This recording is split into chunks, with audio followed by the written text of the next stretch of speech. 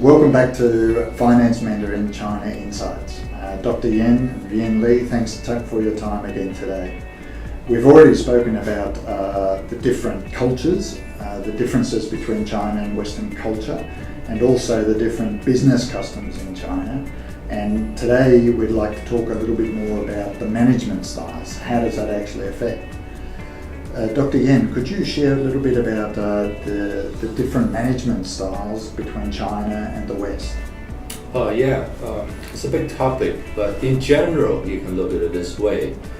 The Western style, which is what people learn in business schools and all food practices, is to isolate a problem at a fundamental level. Whether you generate an idea for a new business, a new product, whatever, but it starts from the bottom. It bottoms up type of thing. And then you bring it up. And the upper level would be the regulatory environment, the financing, the marketing, all that stuff.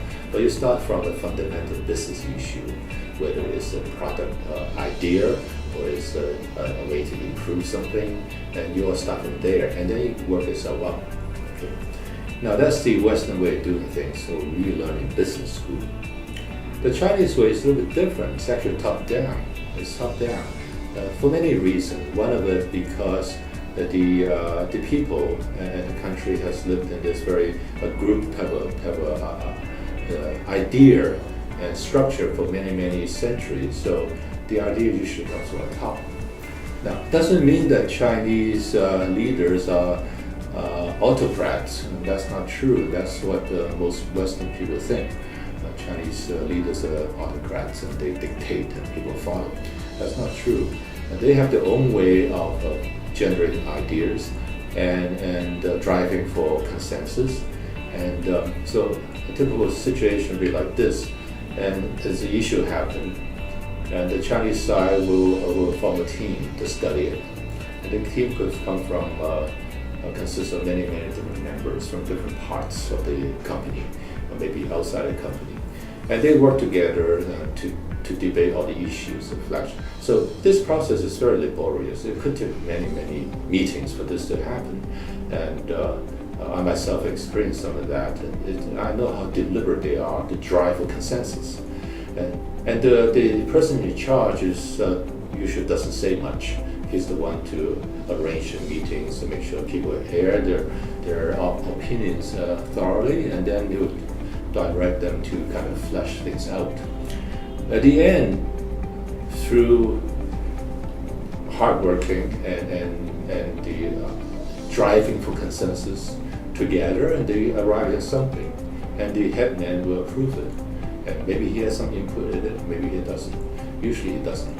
So that becomes, the headman then becomes a spokesman for this idea. So that's how the Chinese management style works. And then it filtered down to the organization and people generally follow. Now if you read the proclamations from China, it looks remarkably the same, because they all start with history. We've gone through this financial, the whole reform and opening, we do this kind of restructuring, now we're at this stage, we gotta do this and do that to further reopen the economy. So that stuff consumes about 80% of the document. And then for individual cases, then they will talk about why we have to go with this project, what are the pros and cons of this project, and then they will describe that briefly. So this is Chinese style. It's a very top-down and very macro-based and not very detail-oriented focus. The key word you mentioned there I want to catch was consensus-driven. Mm-hmm. That's one of the most important factors. Absolutely. And that's because the culture of the group and all that from a historical basis. Consensus is very important for them. Now they would do a lot to drive consensus. Even if you don't agree, they'll find out what happened, what can make you agree. Can your ideas be adopted here in this general idea, and make it into a bigger idea that everybody can agree with. So that's a very important Chinese process. And we don't see it as Western businessmen. They do that closed doors.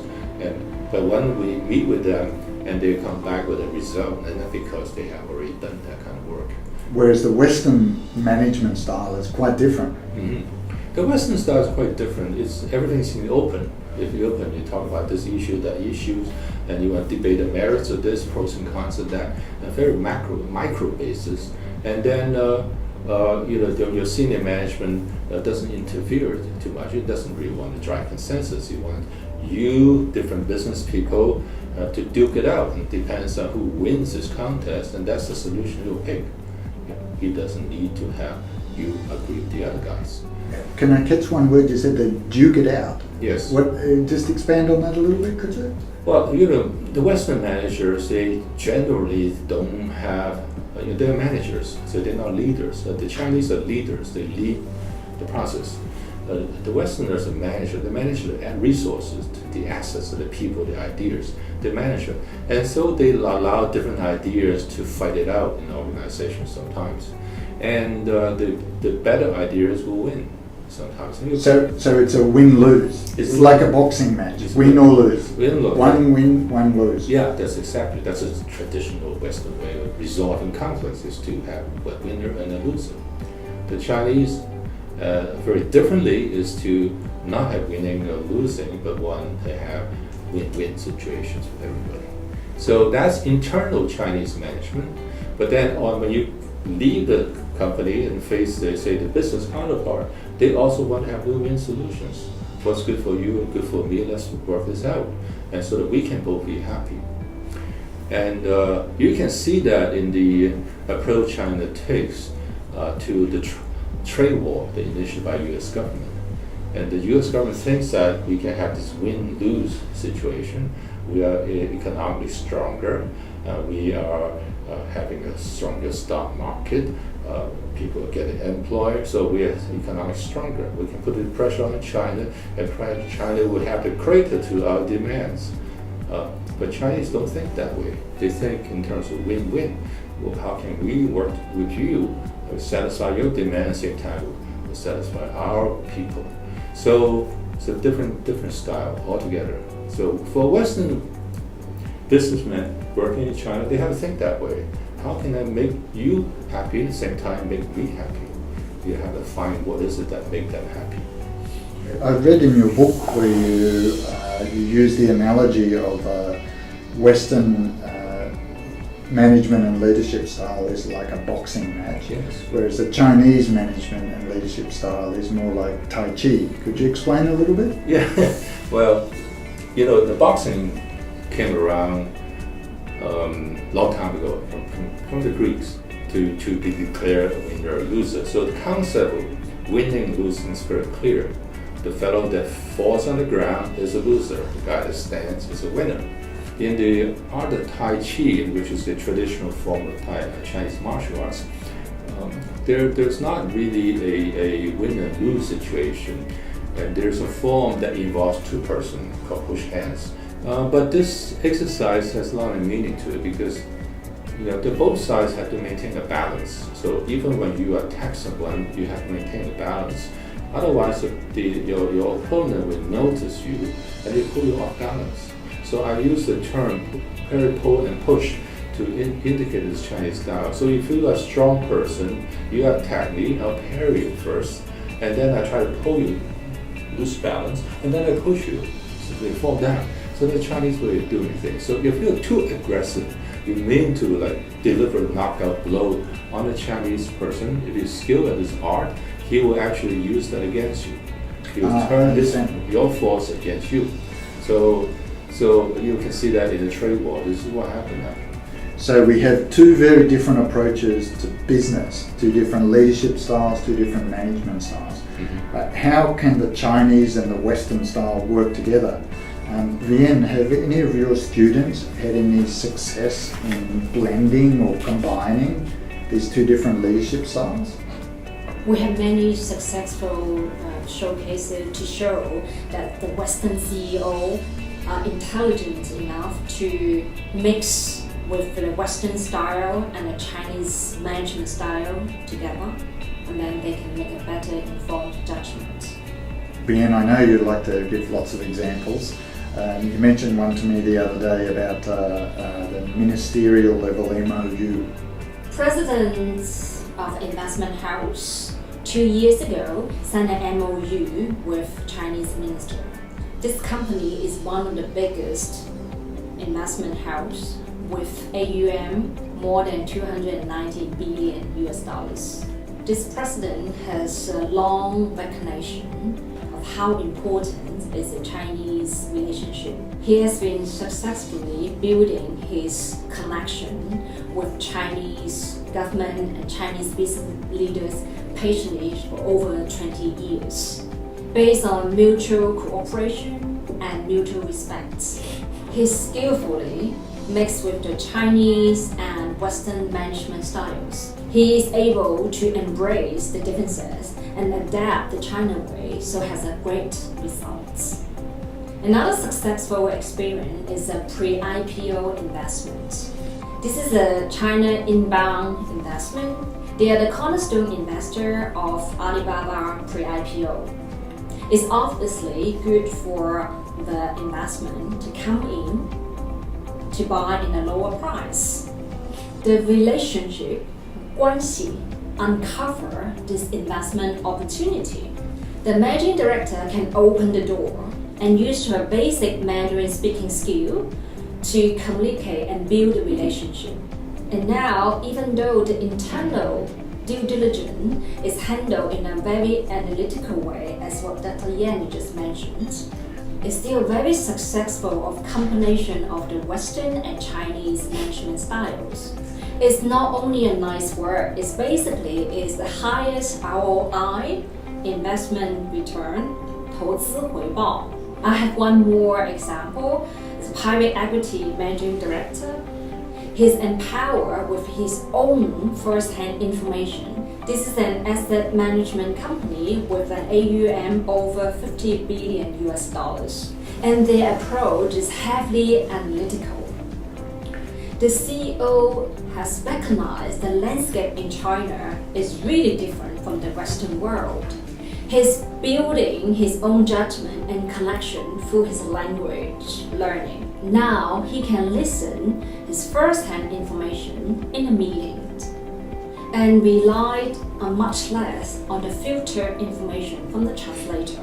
Now the company still heavily relied on Western analytical due diligence process. It's slightly better with the CEO's own judgment with additional information. Thank you very much, Vian. Today we've learned a lot about China's cultural origins, the 5 different business customs in China, the 4 modes, the 4 strategies for a Westerner to do business in China. And we've just heard your comments, Dr. Yan, and your examples, Vian, about the different management and leadership styles. Thank you very much for your time, both of you. In the next edition of Finance Mandarin China Insights, Dr. Yan, will you share your comments about China's political landscape? China's political landscape is very different than any other Western political landscape, where politics are in the open, and then there are different parties contesting to be of influence. China is very different. It's run by a big party, a communist party. And the Communist Party is an organization of about 19 million members, so largest in the population of Germany. So it's a huge organization. So you have basically an organization, a massive one, although a very secretive one, of 19 million people. They're very diligent, intelligent. This is an important organization. Now, for some reason, all these years, they have not made their policies and discussion public. But we do see the results. For example, One Belt, One Road, China opening up. This is the after the internal discussions. This is the end result that comes out. Right. We often see the end results, but we don't know the deliberation behind the closed doors. This is very different than a Western style democracy, but it's very open. We see it in TV, and different people talk about different things and fighting out in the public. Behind closed doors. And it's the consensus opinion that comes out. Yes, you understand China. There's quite a bit of discussions and deliberation of various issues, and they try to work on this consensus thing, and then by the end of it, you see one document that kind of encapsulates everybody's thinking, and to some extent, it's another form of democracy, but we don't call it that way. So. Understand. And Vian, will you have some advice for Western business leaders who are doing business in China, trying to navigate the politics and the government and the regulators? Yes, for the China political landscape, we actually have a couple of comprehensive workshops to introduce the overview, the thinking of the party system. Dr. Yan just mentioned about the China Communist Party, the membership, and then we will also cover, like recently for the constitution, the party constitution was just amended, and then who are the three leaders? They actually, the names written down in the party constitution. They are Mao Zedong, Deng Xiaoping, and Xi Jinping. And this is the highlight we have to introduce to all our CEO leaders. If they don't understand the party system, how can they understand the SOE reform? How can they understand the dual system in an organization? Whether you report to the CEO or you report to the party secretaries, it's very amazing. For them, it's something new and foreign. So we bring all this kind of China intelligence together in our China language coaching with China intelligence. Recently, the different role of the Communist Party of China, the party secretary and the board of directors of a company, there was a different relationship between those. Can you share a little bit about that, Vian? This one is already written down in the board of directors under the company law in China. All the listed companies, whenever they have a board, and then the party secretary will have the similar level of right as the management director. They're equally important to share the responsibility of overseeing the outcome and the responsibility of a company. Not only the P&L, but the responsibility to the shareholders, to the investors, and to the communities as well. Yes, it's important to know about the regulators. So the finance regulators is the most important Chinese government that our senior executive from the financial market have to deal with. So you have to understand 一行两会一局，央行、证监会、银保监会， say 外管局。 Okay, and the government leaders? You have to understand the political landscape from the central government level and the provincial government level, and distinguish between the party and the administrative governments. Thank you both for your time today. 谢谢你们宝贵的时间. Really appreciate your sharing your insights with us today. Thank you, Dr. Yan. Thank you, John. Thank you, Thank you, Vian. John. Thank you.